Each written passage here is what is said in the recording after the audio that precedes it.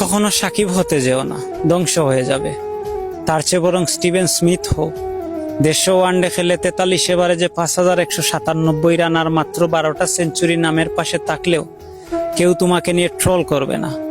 হতে পারো কুইন্টন ডিককের মতো শান্তশিষ্ট নম্রভদ্র একজন।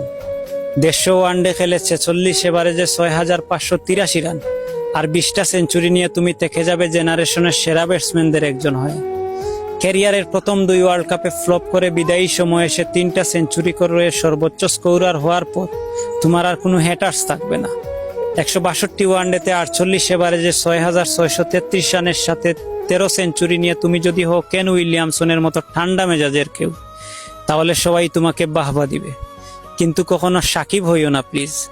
70 টেস্ট খেলে প্রায় 38 এভারেজে তোমার নামের পাশে 4600 রানের পাশাপাশি যদি তাকে 242টা টেস্ট উইকেট কিংবা 247 ওয়ানডে খেলে 37 এভারেজে তোমার নামের পাশে 7770 রানের পাশাপাশি যদি 317টি ওডিআই উইকেট থাকে, অথবা যদি 129টি টি-20 ম্যাচে 2551 রানের পাশাপাশি যদি তাকে 149টি টি-20 উইকেট কিংবা তুমি যদি হও 1.5 দশক ধরে সব ধরনের ক্রিকেটের বিশ্বের সেরা অলরাউন্ডার, তবুও তুমি কয়েক ম্যাচ খারাপ খেলার কারণে প্রতিনিয়ত টলের শিকার হবে তোমার ভক্তকুলের আর হ্যাটার্সদের কাছে। কিংবা দেশের জন্য খেলার মাঠে কোনো প্রতিবাদ করলে তুমি হবে বেয়াদব। দেশের জন্য লড়াই করা ও প্রতিবাদ করা প্রথম ঐতিহাসিক ক্রিকেট